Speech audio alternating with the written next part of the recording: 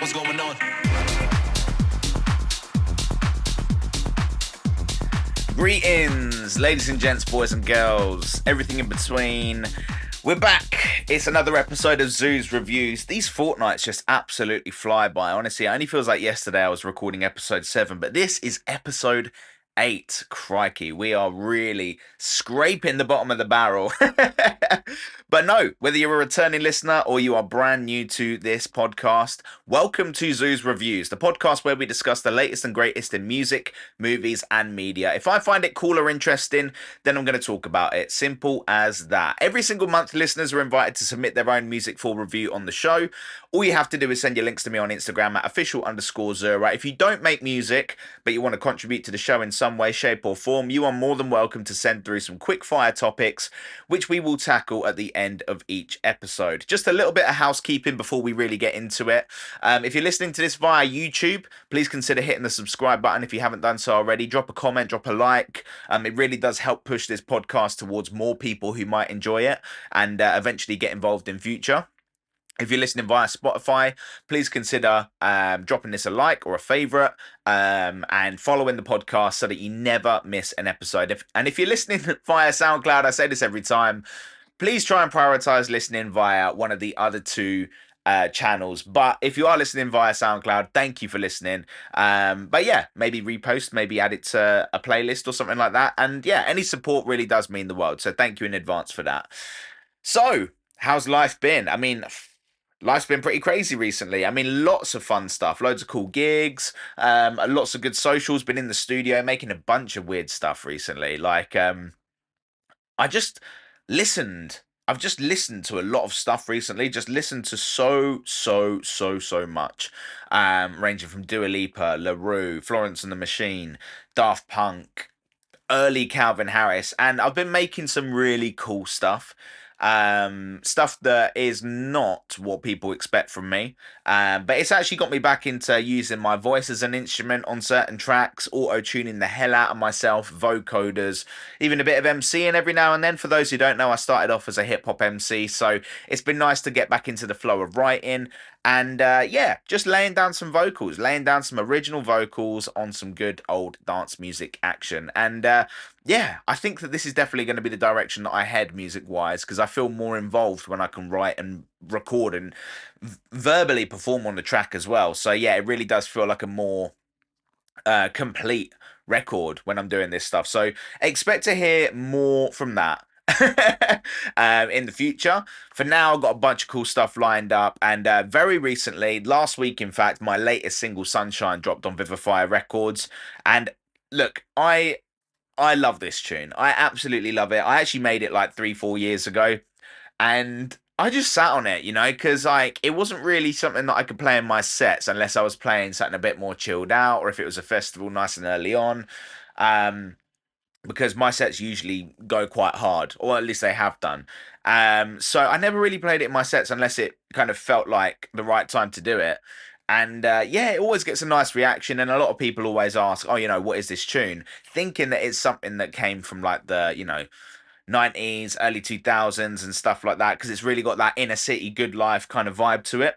Lots of cool stabs and chords, and yeah, really soulful vocal, which as soon as I heard the sample, oh my God, shoot me, it's a Splice sample. But as soon as I heard it, I was just like, damn, this is incredible. Like there's a lot of parts to this. It's a full-bodied a cappella from start to finish. So yeah, I was very excited to get this one out. And when we finally had the opportunity to sign it with Vivifier, yeah, I was over the moon. I was over the moon that this one finally got to see the light of day. So if you haven't done so already, please consider checking Sunshine out. It's out right now.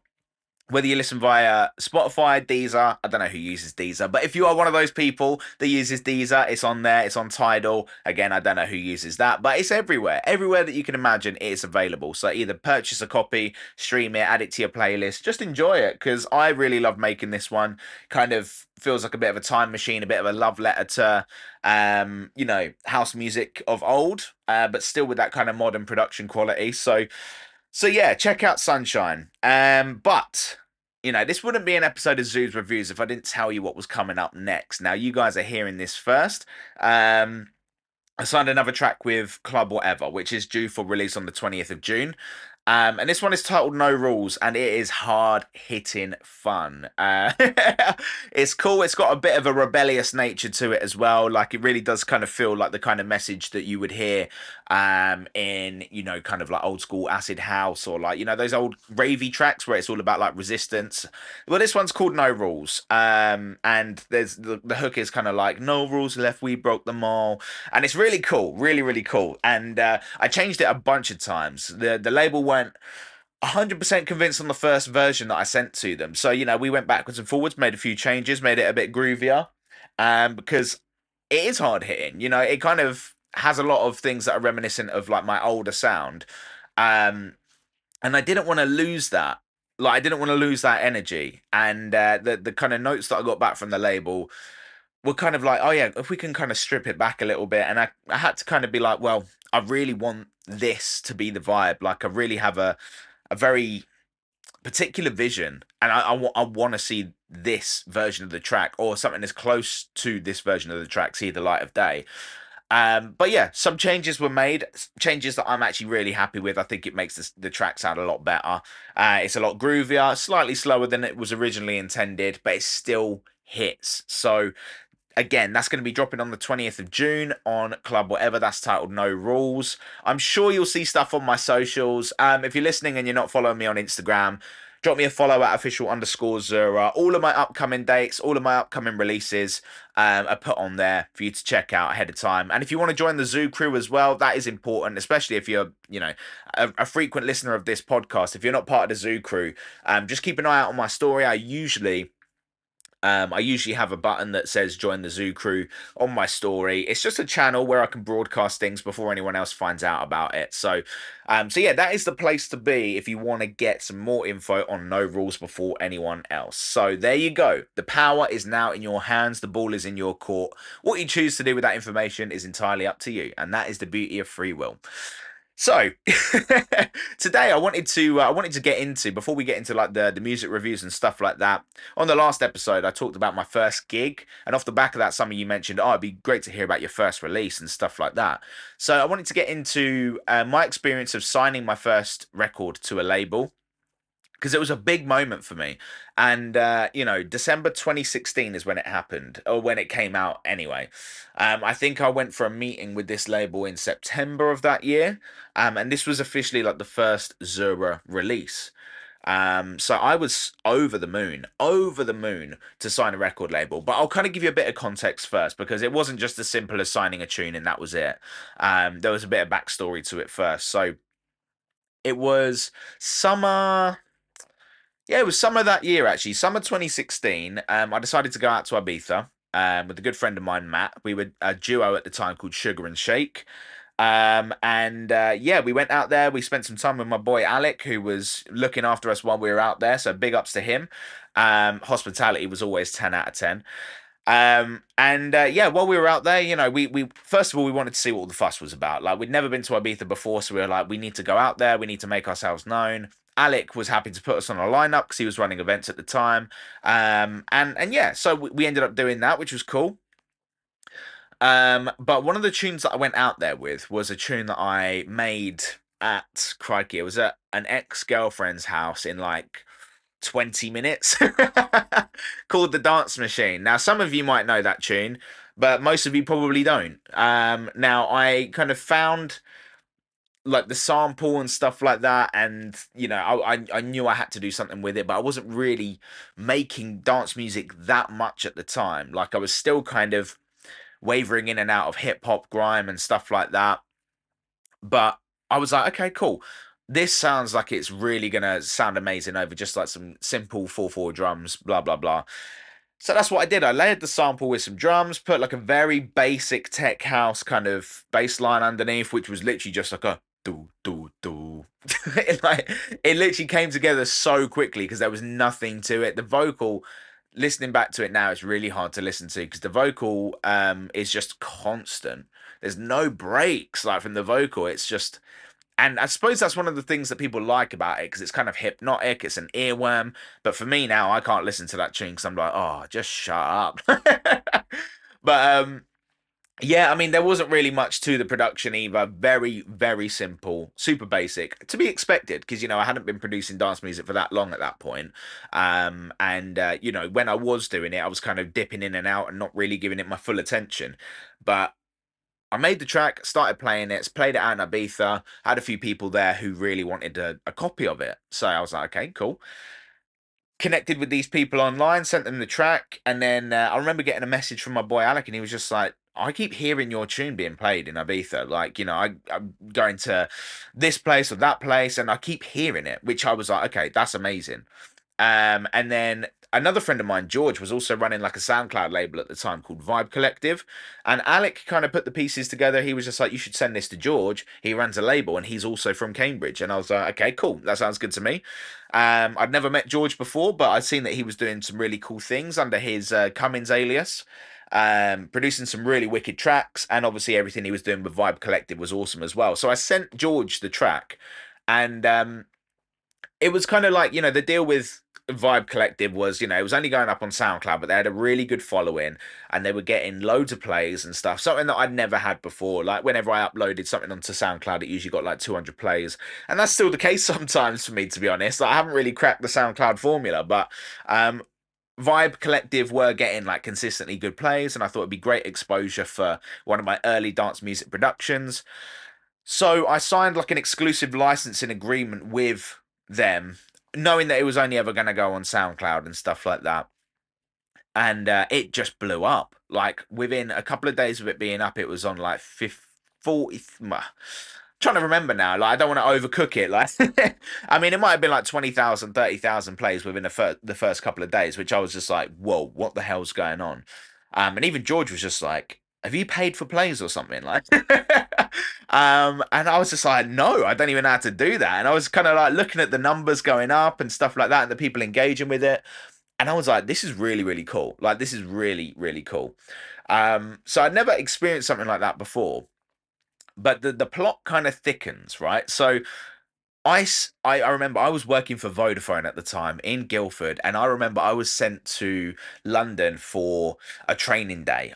To be honest, like I don't even know what the hell I was there for, but I had to go to a branch in London to do some kind of training. And as I stepped out of, I can't remember what tube station it was now, but as I kind of like resurfaced after coming off the underground, I literally heard a car go past playing my song, and that was fucking mind blowing. Like, considering at this point I'd not released any music, like the only stuff that I'd put out online was like, like a couple of things on SoundCloud. So I didn't officially have any music out there under the Zurra name or anything like that. But like, this was like the first time where I was like, this is a pinch me moment. This is surreal. This is bizarre. How is this happening? And I remember I wrote a status on Facebook instantly because I was like, no one's going to believe me, but this exact sequence of events has just happened. And I was just fucking lost for words. Anyway, a few weeks went by. It's still kind of keeping up the same pace with the streams on Spotify. Lots of DJs are supporting it, and I was like, okay, cool. It's still getting some love out in Ibiza. It got to about September. The season's coming to a bit of a close, and I just got a message from, damn, he's gonna kill me. I can't remember his name now. I mean, this was from years and years and years ago, but it was the head of TMTR who had just had an absolutely massive hit with Kideko and George Quali's Crank It. Um, and that ended up, getting signed to Ministry of Sound and, absolutely blowing up, arguably setting up Kideko's career, to be fair. That tune was massive. Everyone was playing it that summer. So they reached out and they were like, look, we really like this Dance Machine track, but we'd like to meet you in person and kind of talk about maybe, setting up some kind of deal. So I was like, I don't know what the hell that means. Also, actually, I should probably, I should probably, before I get too ahead of myself, this wasn't the first record label that got in contact with me. I had people from RCA. I had someone from Maverick Management, who is the management company that Madonna set up. Um, I had Relentless Records. I had a bunch of people reach out, and I was just like, I was so confused. I was like, I I don't know what's happening right now. Like, this is genuinely crazy. And the tune had kind of blown up, gone kind of like SoundCloud viral and stuff, which, you know, at the time, you know, that was only like 50,000 plays or something, but it was still huge. That was a massive deal to me. And all of a sudden, all these kind of industry heads, which, you know, now I'm, you know, quite well versed with and connected with and stuff like that, have all of a sudden heard my track and they want to sign it and this, that, and the other. And, you know, I had to be upfront and honest with them. I was just like, look, I've actually technically signed a license agreement with Vibe Collective. So unless the label are happy to, you know, negotiate like a kind of third party deal, then I don't really know how this is going to transpire. And now RCA, Relentless, they kind of dipped off at that point. Maverick Management, I went for a meeting with them, but they could tell that I was completely green. Like, you know, I had no skin in the game. Like, I was complete. This track was a fluke, quite frankly. Like, you know, the success of this track was a fluke. And they could see that, so they were no longer interested. I had follow up demos, but they wanted something more, you know, cohesive, something a bit more profitable, to put it simply. So these things kind of died down, and then I was contacted by TMTR. They wanted to meet up with me, so I decided, okay, cool, met up with them. And oh, for the life of me, I can't remember his name now, but he's such a good dude, and he was like, he really helped me super early on in my career as well, like just to understand the business. Um, but yeah, he basically said, look, the Vibe Collective thing doesn't worry me. I'm sure that we can come to an agreement that myself, you, and George are happy with. Let me send over a contract, and, you know, let me know what you think. And still to this date, considering I've been doing this since 2016 now, that is the best contract I've ever seen. It's the best contract I've ever looked at. Like, everything after that has been like, you know, trying to pull a fast one here on the percentages, or like wanting the rights forever and blah blah blah. So, you know, like, there's always like things here and there that you kind of catch and you're like, I've seen better. So you have to kind of negotiate yourself. But the first draft of the contract looked good to me and George, and we were like, let's go for it. Let's absolutely go for it. See what happens. This was new territory for me, new territory for him. And then he was just like, okay, cool. This is the release date, December the 16th, I believe it was, 2016. And he was just like, yeah, a couple of weeks before, we're going to do promo and stuff. This was all new to me as well. Radio plug-in, blah, blah, blah. Anyway, I kind of forget about it because, you know, there's a lot of time to pass between September and December. But I just start seeing myself being tagged in stuff on Twitter by Tough Love, one of the first people to support me. So I absolutely love Steph and Alex. I've worked with their label Get Twisted off the back of this track as well. And yeah, it was bizarre, absolutely bizarre. Because I remember Tough Love that year, they'd brought out Pony, they'd brought out So Freaking Tight. Like, they were literally like at the top of their game at that point, and commercially anyway. Like, now I much prefer the kind of music that Tough Love makes. But yeah, that was weird because they were tagging me. They were like, oh, we just played this on Kiss FM. What? So, like, again, I was just like, that's crazy. And I believe, I could be wrong, but James Hype, when he was on Kiss as well, that was around 2016. He played it as well. And the big one, yeah, I remember, was Danny Howard playing it on BBC Radio 1. He did a back to back with Oliver Heldens. Um, and just before that, he played the Dance Machine. And I remember seeing that and thinking, this is mind blowing. Like, first release, Kids FM, BBC Radio 1, tick, tick. Like, for me, I was just like, this is crazy. I've got some of the biggest DJs in the world playing this tune out in Ibiza. And I then had people like Endor supporting, who, you know, I love Dan to pieces. You know, he was super supportive early on. Shift Key, DJ SKT, obviously Tough Love, Danny Howard, loads of people all of a sudden playing my song. And I was just like, damn, this is not a bad way to kick things off. Now, my follow-ups came out with Get Twisted Records. My next one, I believe, was called Hold It. And then after that, I just had more and more labels interested in working with me. So I was like, okay, this is a really cool place to be now.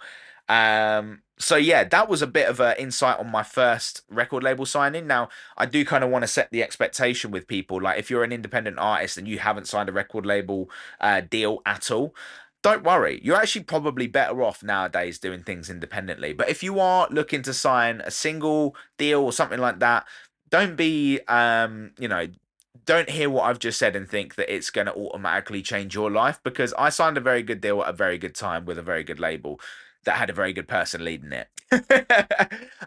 Which was, it was great for the time, but actually, like in the grand scheme of things, it didn't have a huge impact on my career. Like, it was a great way to kick things off momentum wise, but it didn't change my life. So don't put all your eggs in one basket with signing a record deal.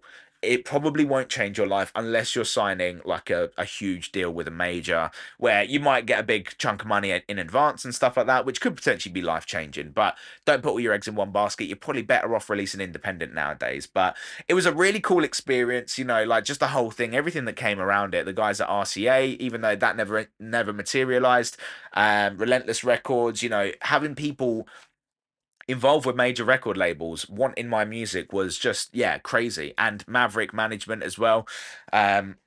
Very bizarre. I think Michael Jackson and Madonna set that up. I'm not too sure. But anyway, yeah, right place, wrong time for me personally. But, it inspired me to crack on and really give this a proper go.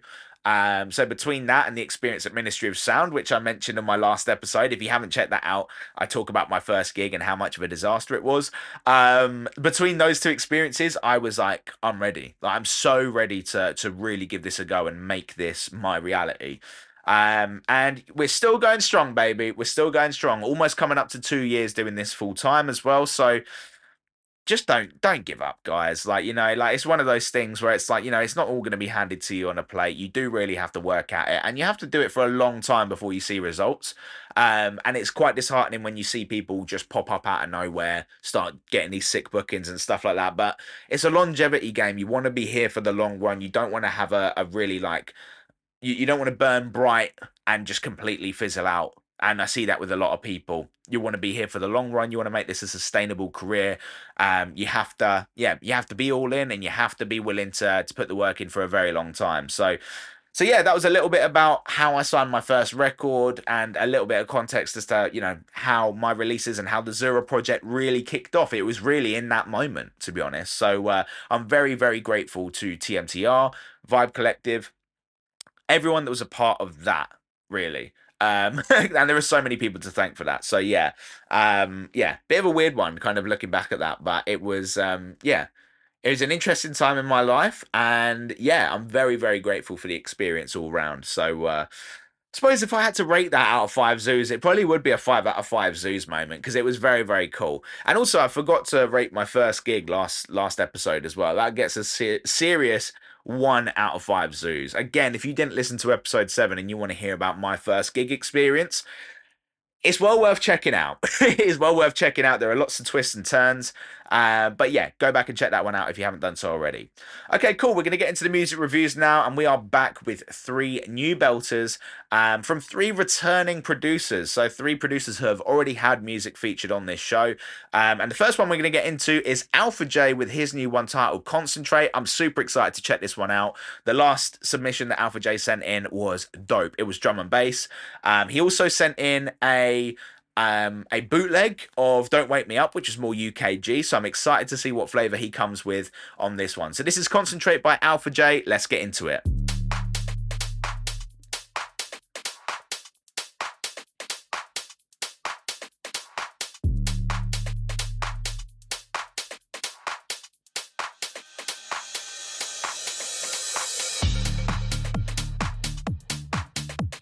Okay, cool. Liking the vibe so far.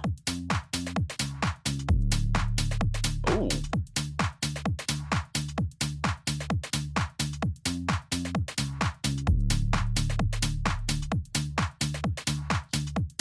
Drums sound cool.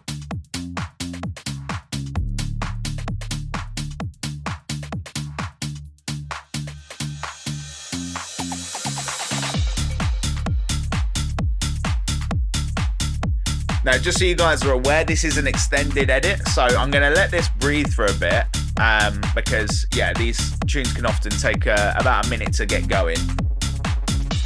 Oh, hello. I like this. I just love the off, like the offbeat bass sound that's really kind of prominent in house music at the moment, and this is done really well.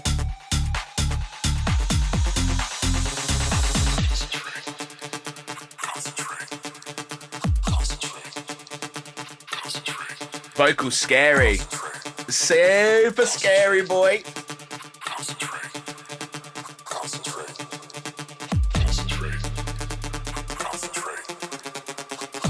Love that riff, that's cool.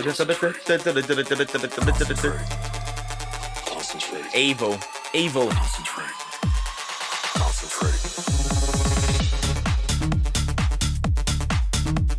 Nice, man. Nice.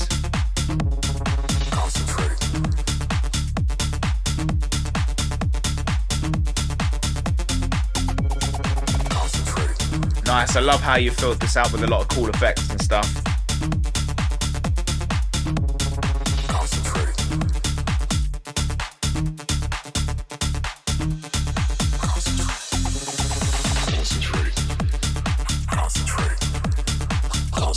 This is really cool, man. This is really, really cool. And you know what? I mean, I'll save my proper feedback for after the tunes kind of come to a close. But yeah, this is just another flavour that you provided. I'm really surprised at how versatile you are as a producer. In fact, I'm not surprised. I'm just very impressed.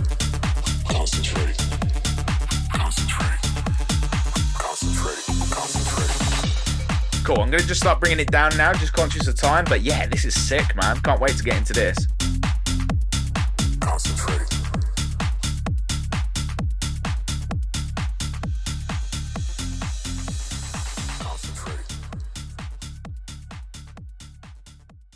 Concentrate by Alphajay there. That was serious stuff, man. Yeah, really, really cool. Really, really cool. I can see this getting a lot of cool DJ support. You know, people like Dom Dollar, maybe Odd Mob, James Hype potentially. I mean, I'll play this. I'll play this for sure. Like, this is really cool. I love the offbeat bass. That's a very prominent sound in house music right now. Getting a lot of love. And yeah, the drums sound amazing. The drums sound really, really cool. I'm not 100% sure about the intro, to be honest, mate. I think that maybe make it a little bit easier for you and any DJs who plan to play it by just having like a kick in there. Like at the minute, it's a little bit rather than having that 808, just have a kick or something. Because I think the 808 can sometimes, especially if you're listening via headphones, it can muddy things up a little bit if you're trying to mix something in. So yeah, if you want DJs to play this, make it a bit easier for them. Just have like your kind of standard drum pattern as the intro. Maybe introduce the 808 as things progress. But yeah, I thought it was cool, man. I really like the really like that. That was awesome.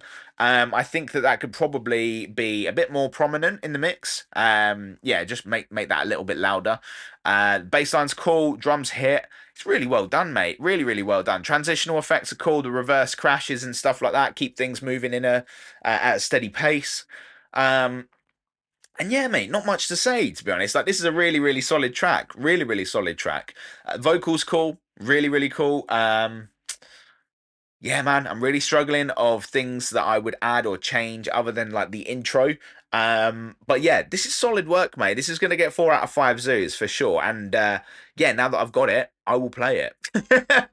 So thank you so much for sending that in, dude. Again, Alphajay just showing, you know, what he can do. Like, he's been on the show 3 times now, and he's provided 3 different flavors: drum and bass, UK garage, and now tech house. And dude, you can just produce all of these genres at a really good level. So yeah, dude, 4 out of 5 zoos. Really, really excited to hear more after Concentrate as well. Like, please continue to send stuff, because you're killing it, dude. You're killing it, and I love to hear new stuff from Alphajay as always. That was Concentrate by Alphajay, 4 out of 5 zoos. Thank you so much for sending that in, dude. That was awesome. Right, we're going to get into a new one. This time it is UKG flavour from Reecess. So this is a brand new one titled Got No Love, which is available to download for free on his SoundCloud now. Let's check it out.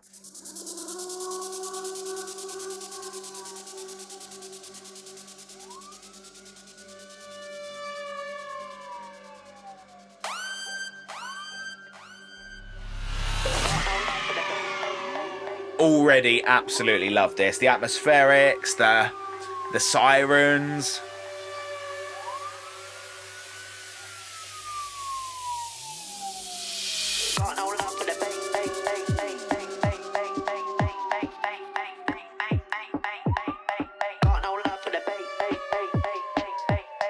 This would be a really cool intro. A really cool intro for like a DJ set, not just this tune.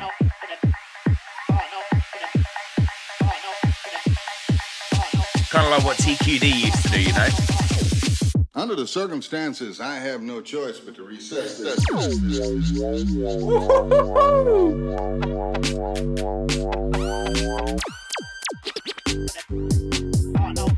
Okay, man. Okay, cool.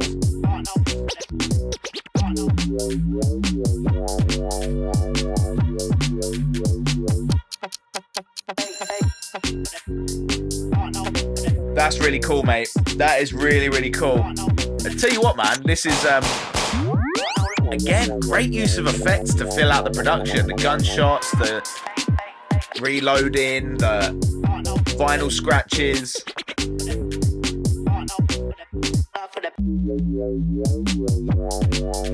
Damn, son, some of this sound design is super gnarly as well, dude. Super gnarly.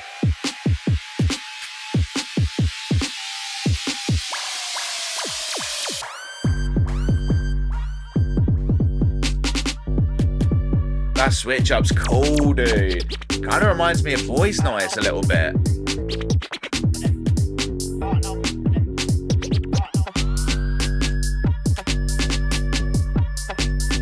Yeah, man. Reecess, this is sick, dude. This is sick. Okay, I can see it's about to go down into a breakdown, so what I'm going to do is I'm going to start bringing the levels down, but yeah. Damn, dude. Dude! The sound design is killing me, bro. I actually don't want this to end, but I am going to have to start bringing it down. Oh, mate, what the fuck?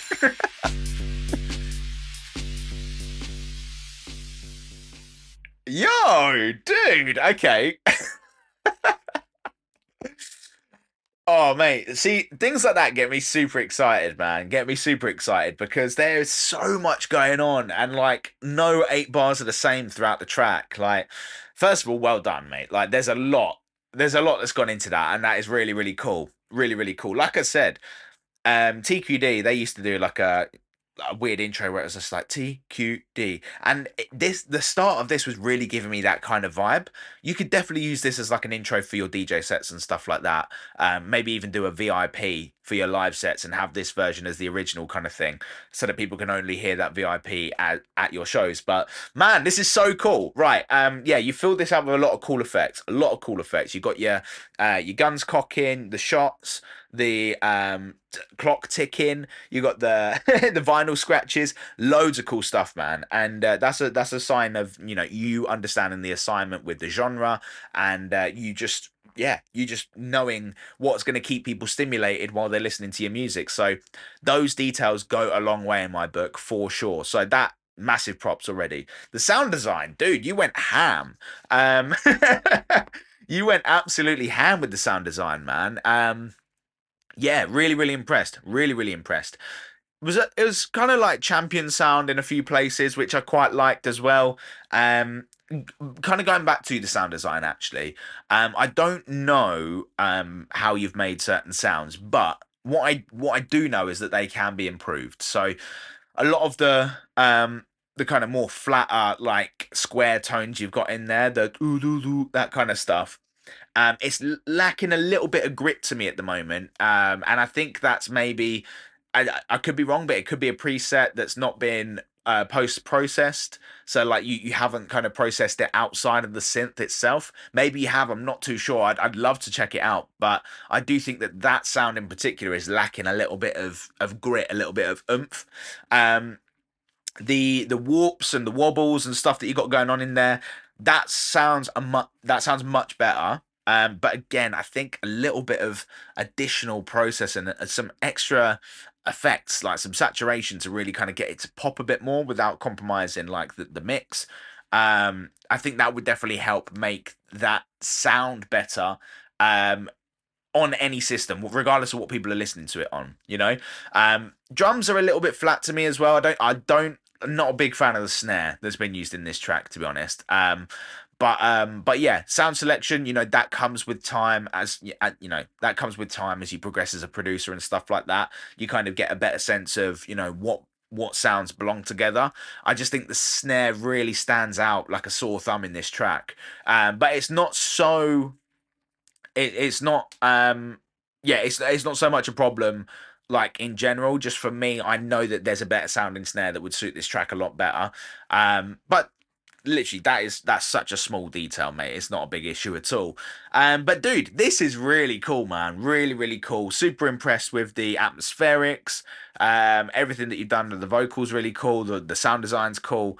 And yeah, it carries a lot of weight, and I am super excited to hear more from you, dude. So I'm going to give this a 3.5 out of 5 zoos. I think there's room for improvement, but I really, really love the idea. It's super original, but whilst also kind of, respecting and paying homage to the genre that you're making as well, like taking a lot of what works and putting it into your own production, but making something original from it. And that goes a long way in my book. So 3.5 out of 5 zoos. Please continue to send more, mate, because this is really cool. Really, really cool. And I can't wait to hear more.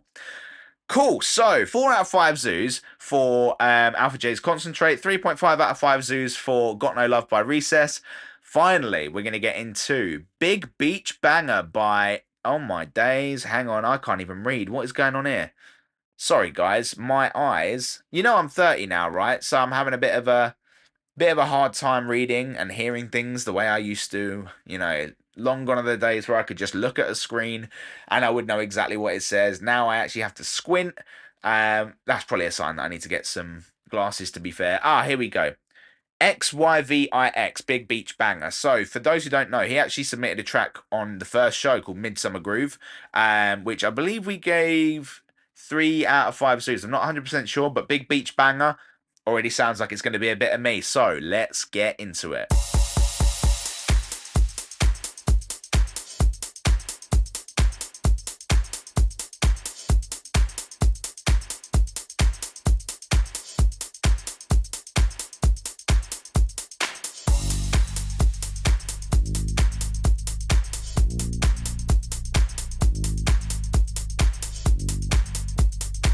Again, for those listening, this is an extended edit, so we're going to give it some time to get going and to breathe. So far, so good.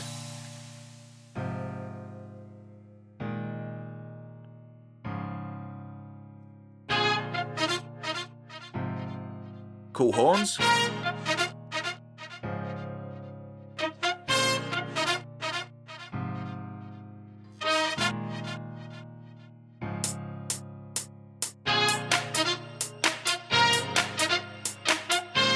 Those horns are very uplifting, and again, where do I know them from? They sound really familiar. You'll have to let me know if this is a sample, dude. I really, really recognise those horns.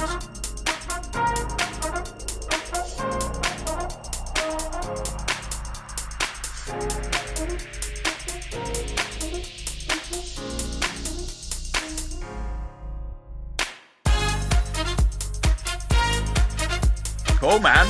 Nice, cool vibe.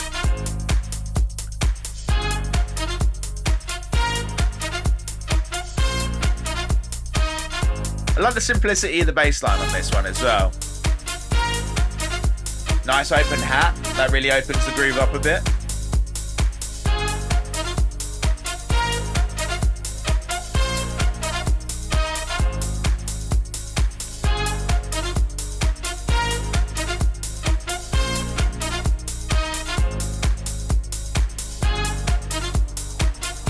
Nice use of the horns.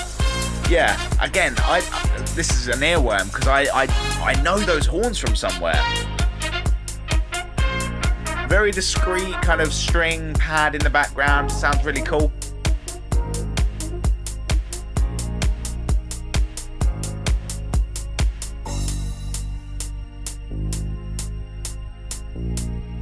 Nice.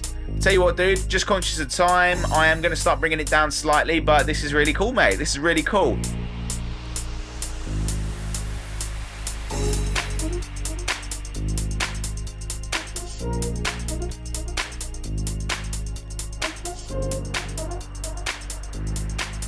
Again, you've done a really good job of kind of, introducing things, taking things out, but we'll get into it once I brought this to a close.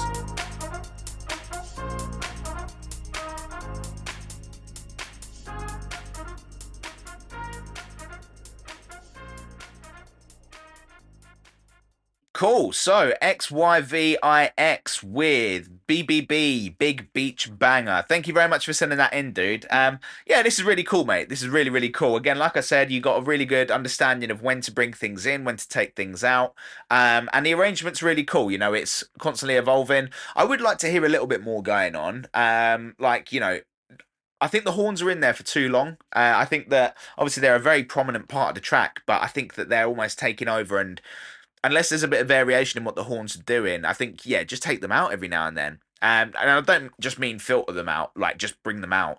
Let something else kind of take its place, have a different lead or have something going on.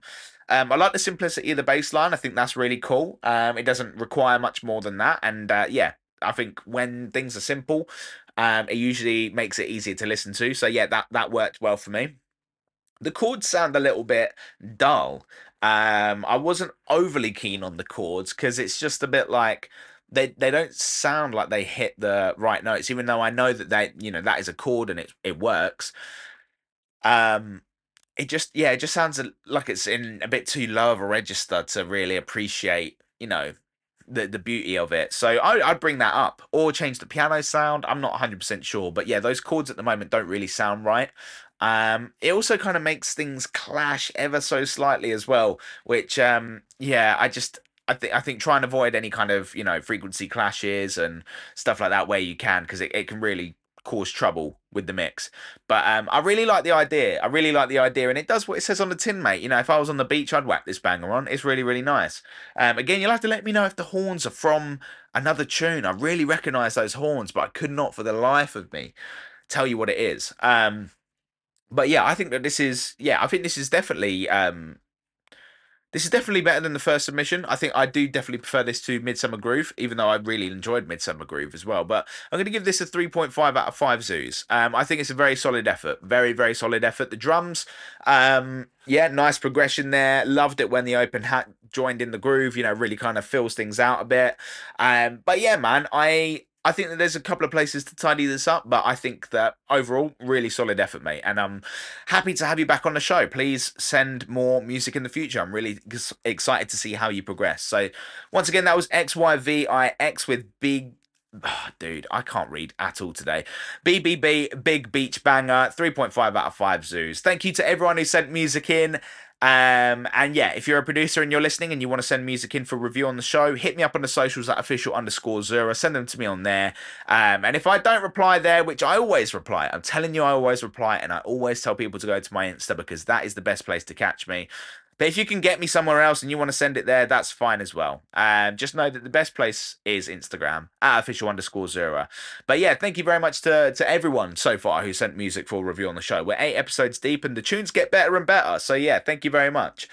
Cool. So we are going to get into my review of a show that I've been watching recently. Just before we get into the listener topics, and this show just came to a close, I believe, last week, and it is the funniest show I have watched in a long time. And me and the missus are constantly watching comedies. We are just, we love laughing together, and so we're always watching things that make us laugh.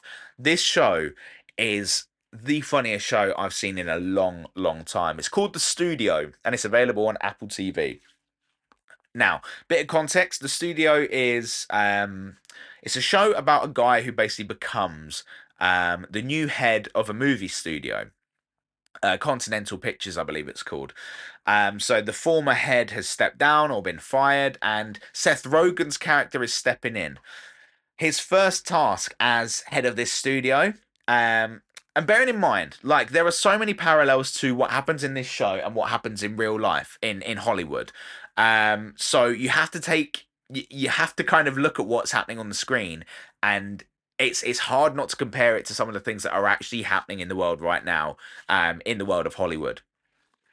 Because as soon as a movie studio gets their hands on like a valuable IP, like Barbie, for example, the Barbie movie was massive. Warner Brothers, they saw that, they were like, this is an opportunity to make a shitload of money at the expense of making a good film. It just so happened that Barbie was a really good film as well. I love Barbie. Like, I thought that really surprised me. I watched it not too long ago and I was like, that's a good film. But now, you've got movie studios making films about everything, So the first episode kicks off with Seth Rogen's character becoming the head of the studio, and the first thing he has to do is get a Kool-Aid movie off the ground. Continental Pictures have just got the rights to Kool-Aid, and they want to make a Kool-Aid movie.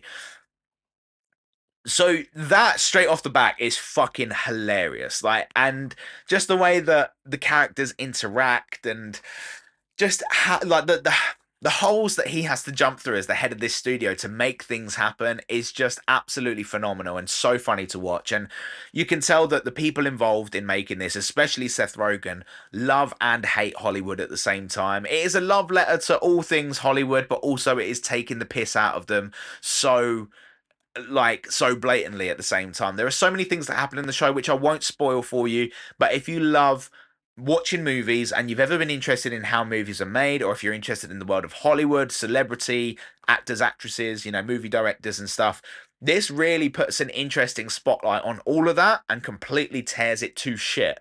I'm so surprised at how many good guest cameos they had. This really doesn't spoil anything, but Martin Scorsese's in it. Martin Scorsese, Dave Franco's in it.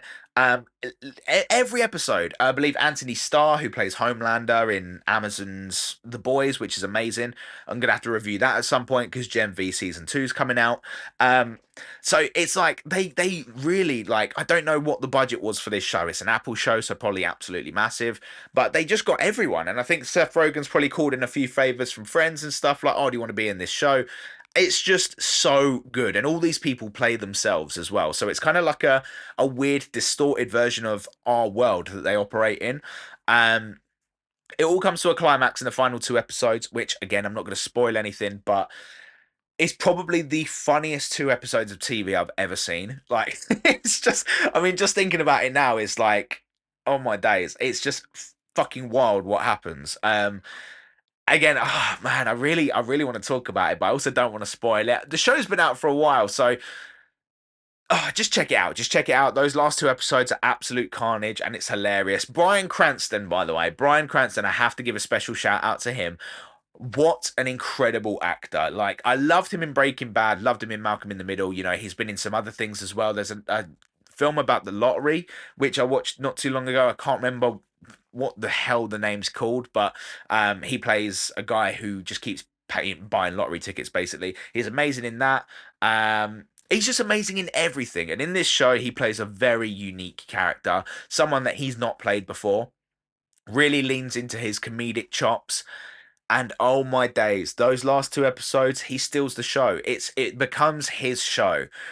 Um, I really want them to do another season of the show, but I do feel like it's a one and done. It would be a shame if we didn't get more, but also I completely understand if they just want to leave it at that because it was unbelievable.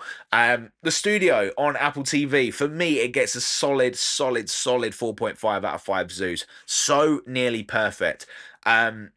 There didn't really feel like there were any filler episodes. Although there was one episode which was shot in a certain way, which I thought was a little bit silly.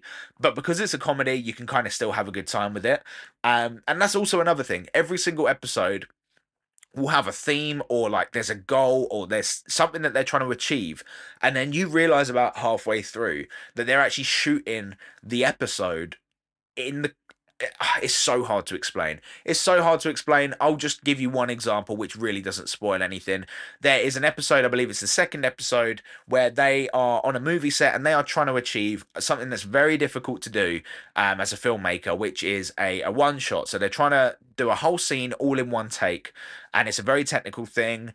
And, they're talking about how technical and how difficult it is to do this. Meanwhile, the entire episode is filmed in one shot. And you don't realize until about halfway through that that's what they're doing.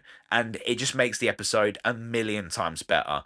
Yeah, 4.5 out of 5 zoos. The studio, Seth Rogen, Bryan Cranston, take a bow. Everyone, Catherine Hahn, on my days before I stop talking about this, she absolutely kills it as well. Everyone is so good in this, so good in this, but she has her moments where things are just, yeah, she's just mental. And again, she's one of those people that I could just watch her in anything and have a good time. So check it out, add it to your watch list. The Studio on Apple TV, 4.5 out of 5 zoos. By far the best comedy I've seen in a long time. Comedy series, anyway. But yeah. Cool. So to wrap things up, we are going to get into the listener topics. And we're actually doing really good for time on this episode. I haven't blabbered on too much, I hope. Anyway, so we're going to get into the first one, which is from my dad, which he wants me to talk about the Champions League final. Okay, cool. So, I mean, let's get into it. I don't really know. I don't really know what happened to Inter Milan. I mean, Inter Milan and Barcelona in the semi-final, they had two of the best semi-final games in Champions League history. Two 3-3 draws. And then obviously, sadly, Barcelona didn't go through. But I then, when Barcelona don't proceed in the competition, I then support whoever beat Barcelona. So I'm like, okay, I'm supporting Inter Milan in the final. If we're going to lose to anyone, I want it to be the winners of the competition. And they fucked up. Inter Milan seriously fucked up. 5-0 is absolutely fucking appalling, by the way. Like, to lose 5-0 in the Champions League final is basically the other team saying, you didn't belong to get you didn't deserve to get here. You do not belong on the same pitch of grass as us. But I can't even say PSG looked good. That's the thing. Like, it was quite a weird final to dissect. Don't get me wrong, PSG got the job done, scoring 5 goals, unbelievable. It's still the Champions League final. There's a lot of pressure, and it doesn't matter who you're against. To score 5 goals is unbelievable. So credit where credit's due. But I don't know whether it's PSG being good or Inter Milan just playing absolutely abysmally. Like, they were really, really poor. Is that the highest scoring final in Champions League history? I think it's got to be like 5-0. Like, that's such a big gap. And I think, was it their fifth goal or their fourth goal? They brought on one of their under-18 academy players and he scored a goal as well. And I was just like, wow, this is just like the icing on the cake, the nail in the coffin. I really wanted Inter Milan to do it. I don't really have anything against PSG, but I just feel like they are like great in the context of League One, but not great in the context of European football. But saying that, they have just won the Champions League, so maybe I have to change that perspective. But yeah, what a final. Congrats to PSG. Inter Milan, you got some figuring out to do because that was absolutely appalling. But yeah, if you haven't seen it, watch the highlights. It kind of cuts things down, and yeah, you see the good bits and the bad bits. But Inter Milan, really, really bad, really, really bad. Yeah, just fucking abysmal. It kind of, I feel confident that Barcelona will do better in the competition next season. Like, they're still finding their feet, still got a super, super young team. And to lose against Inter Milan in the semi-final the way that they did, it was two epic matches. Don't get me wrong. It was sad, but still proud of the effort. So Barcelona, I'm telling you, they're going to win it next year. Inter Milan will be nowhere to be seen. And congrats to PSG. Cool. So we're going to get on to the next one here, which is any scams that new artists should be aware of in the music industry. That is a really good one because there are loads. There are so many. So thank you for sending that one in. Yeah, there are so many on the releasing music side, so many on the performance side. Pay to play schemes, massive one. Do not pay to play, never pay to play. Paying for exposure, I would argue, is a scam in itself because, if you're taking time out of your day to go and perform and do a job and, earn someone else some money and you're not earning money yourself, then yeah, that's a scam. Definitely be aware of that. There are there's every now and then I still get these messages as well. I still get these messages from like I think it's called Skunk Radio or something like that. I mean, some of the listeners, you might have received these emails as well. But it's like, oh yeah, we can get your music onto radio. You just pay us like £500 and we'll do it. And it's like, these guys don't actually exist. And they also aren't radio pluggers, and radio pluggers are way more expensive than that anyway. But yeah, so you've got people who are like offering social media boosts and stuff like that. They'll target you and be like, oh, we love your content. For like £1,000 we can get you this amount of followers, blah blah blah. Massive scam. Don't do that. Some record labels, when I even had to speak to an artist about this recently who was very excited about an artist offering them a release on the label. And then he showed me the agreement, or at least the terms of the agreement, and the artist would have to pay out of their own pocket to have it distributed and stuff like that. And I said, no, that is never the case. That should never, ever, ever be the case. So yeah, that was a massive red flag, not happening.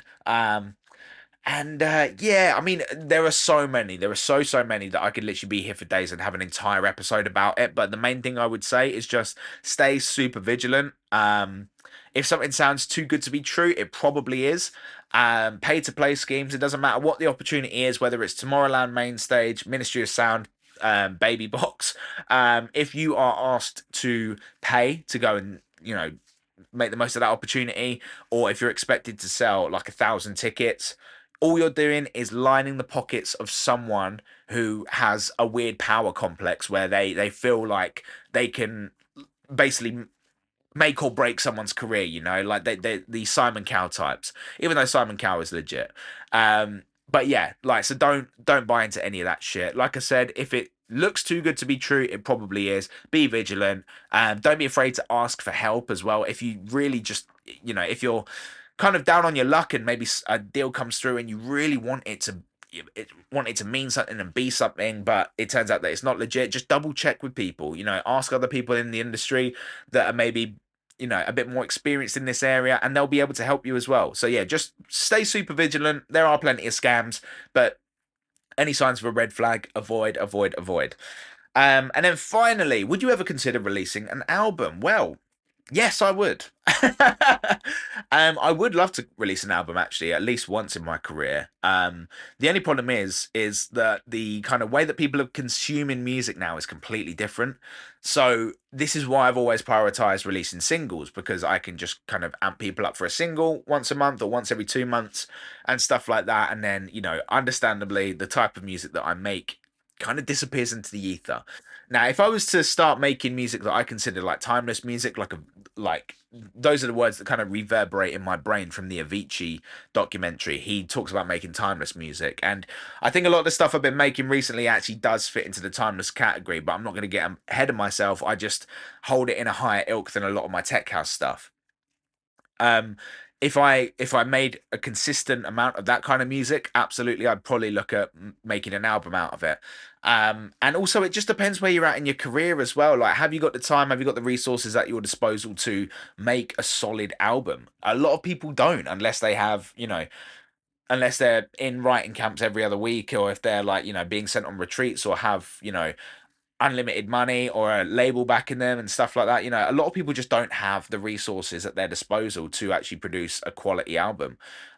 So yeah, I would love to. I don't think that time is right now, but in fact, I'm just going to say it. I will release an album. I will do it because it's on my radar. It's something I have to do. It's something I feel like I have to achieve as a musician. That is like the pinnacle. That's like the body of work that everyone works towards at some point, or at least I want to work towards. It might not be for everyone, but I'm going to put it out there and say that I will release an album, whether that's in the next 5 years or the next 15 years, who knows? But it's going to happen. I'm very intrigued to do it. And yeah, I just need to make sure that I have the right things in place to make it the best it can possibly be. And yeah, artistically, I think that things will start heading in that direction soon. That's all I can say. And that's all I will say on that matter, but a perfect topic to discuss. So thank you so much for sending that in. And we will leave it there for this episode 8 of Zoo's Reviews. We'll do a quick little recap. I talked to you about Sunshine, which is out right now on Vivify Records. We also discussed my upcoming single, which is dropping on the 20th of June, called No Rules. That is dropping on Club Whatever, and I'm super excited for you guys to hear that one. We talked about me signing my first record deal with TNTR. That tune is called The Dance Machine. It is out. So if you want to check it out, you'll have to go all the way back to 2016. But you can still check that out so you can see how the Zurra project actually started. I gave that whole experience I think I gave it a 5 out of 5 zoos. Yeah, I think I did. Concentrate by Alphajay. That was the first song that we reviewed. That got a 4 out of 5 zoos. Really good work there, dude. We then moved on to Got No Love by Reecess. That got 3.5 out of 5 zoos. And then XYVIX with Big Beach Bang. Now that got 3.5 out of 5 zoos as well. Thank you to everyone who sent music in once again. You know what to do if you're a musician listening and you want to send music for review as well. We then discussed The Studio, one of my favourite shows that I've seen in a long time. Hilarious. 4.5 out of 5 zoos. So nearly perfect. But absolutely hilarious, and you should all go check it out without a shadow of a doubt. I then got onto the listener topics, which you just heard me ramble on about, so I'm not going to recap that. And that is the end of this episode. Wow, there we go. So I'll catch up with you guys in a couple of weeks, and we will talk some more rubbish then. But until then, stay safe, and I'll catch you next time. Peace.